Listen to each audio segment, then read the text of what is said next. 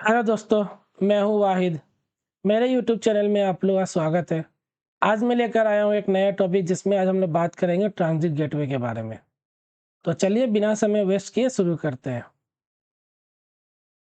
तो a transit gateway is a network transit hub. कहने का मतलब ये एक नेटवर्क ट्रांजिट हब है।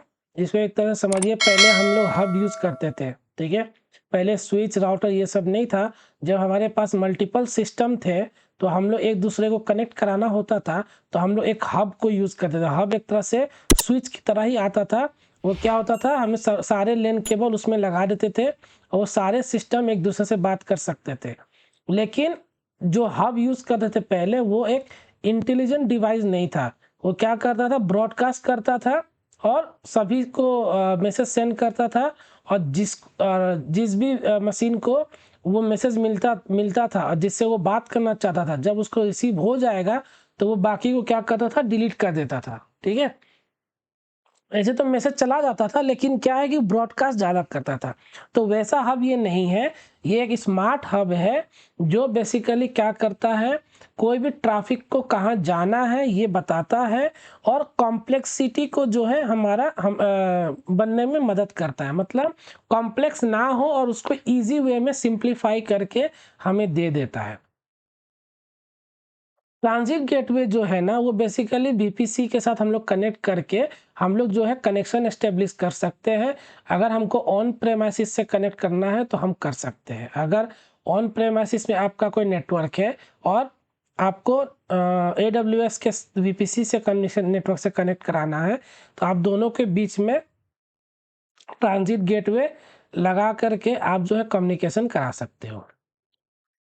ठीक है, ये बेसिकली एक कॉम्प्लेक्स पियरिंग रिलेशनशिप को क्या करता है, ऐसे ना बने, कॉम्प्लेक्स ना हो पियरिंग कनेक्शन, उसमें जो है हेल्प करता है। ठीक है, रिलेशनशिप को मेंटेन करता है। ये एक तरह से क्लाउड राउटर की तरह ये काम करता है। ये सारी चीज़ें हैं, वो आप पढ़ लेना, मैं एक्सप्लेन कर रहा हूँ बस, ठीक है, इसको ईजी वे में। ट्रांजिट गेटवे में और एक क्या फ़ायदा है ना, कि अगर जो ट्रैफ़िक आता है, कोई भी ट्रैफ़िक आएगा उसके अंदर, तो वो ऑटोमेटिकली क्या कर सकता है, स्केल अप और स्केल डाउन, मतलब बढ़ा सकता है। और जैसे भी रिसोर्सेज बढ़ेंगे वो उसको बढ़ा भी सकता है, ठीक है? डिपेंड करता है कि नेटवर्क का वॉल्यूम कितना है, मतलब कितने ट्रैफ़िक आ रहे हैं।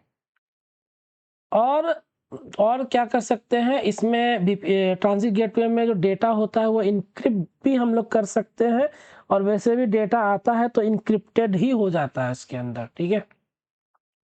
इंटर रीजन पियरिंग मतलब अंदर आप VPC से आप पियरिंग करो या VPN के साथ पियरिंग करो या पियरिंग कनेक्शन के साथ आप पियरिंग ट्रांज़िट गेटवे को कनेक्शन बनाना है तब बना सकते हो। ये मदद करता है केवल VPC के साथ ही नहीं, VPN के साथ भी, और साथ ही साथ पियरिंग कनेक्शन के साथ भी आप ट्रांज़िट गेटवे एस्टेब्लिश कर सकते हो। ठीक है? और इसका क्या है, ये बेसिकली लेयर 3 OSI मॉडल पे काम करता है, क्योंकि लेयर 3 पे क्या होता है, डेटा जो है, वो पैकेट जो है वो ट्रांसफ़र होता है और वहीं से बताया जाता है कि नेक्स्ट डेटा किस आईपी के तरफ भेजना है, किस आईपी के तरफ राउट किया गया है, वो चीज़ें जो है हम लोग लेयर 3 में डिसाइड करते हैं। ठीक है? सोर्स और डेस्टिनेशन वहाँ पे बताया जाता है, कहाँ से कहाँ जाना है। तो बेसिकली ये लेयर 3 पे ही काम करता है। ये हमारा नेटवर्क को छोटा करता है और जितना ईज़ी होना चाहिए उतना वो ईज़ी करके हमें देता है। ठीक है? ये अगर इसको दूसरी भाषा में बोलूँ ना, तो मान लो कि आपके पास 4 VPC है, VPC 1, VPC 2, VPC 3, VPC 4। VPC 1 और VPC 2 के बीच में आपको एक पेयरिंग कनेक्शन करना पड़ेगा और VPC 3, VPC 4 में एक आपको पेयरिंग कनेक्शन करना पड़ेगा, ठीक है? अब आप उस दोनों VPC पेयरिंग के बीच में अगर कोई पेयरिंग करना चाहते हो, तो ट्रांज़िट गेटवे यूज़ करो और दोनों को पेयरिंग कर दो। तो क्या होगा, वो चारों VM जो है एक-दूसरे से बात कर पाएँगे। लेकिन आप चाहते हो पेयरिंग ना करें और हम चारों VM को कम्युनिकेट कराना चाहते हैं VPC को, तो आप डायरेक्ट ट्रांज़िट गेटवे यूज़ करो और चारों के बीच में कम्युनिकेशन एस्टेब्लिश कर दो, ठीक है? ये आप कर सकते हो। बजाय आप 2 VPC पेयरिंग जो करने जा रहे थे, आप सिंगल ट्रांज़िट गेटवे लगाओ और पेयरिंग एस्टेब्लिश कर दो, है ना? तो ईज़ी है कि नहीं? कितना ईज़ी है? तो ये थी बात ही पूरे ट्रांज़िट गेटवे के बारे में।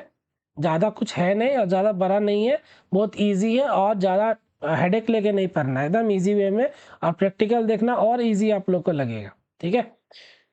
तो चलिए बातें तो बहुत हो गई, अगर आपको कोई डाउट है, कुछ समझ में ना आया हो तो आप कमेंट करके मुझसे पूछ सकते हो, मैं उसका रिप्लाई ज़रूर करूँगा। और अगर आप नए हैं, अगर अगर आप पहले से भी मेरे वीडियो देख रहे हैं, तो आप सब्सक्राइब और नोटिफ़िकेशन इनेबल कर लेना, ताकि जब भी मैं वीडियो अपलोड करूँ तो आपको नोटिफ़िकेशन मिल जाए और वीडियो आप देख पाओ, ठीक है?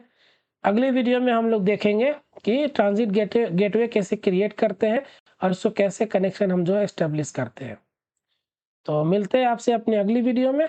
शुक्रिया, धन्यवाद।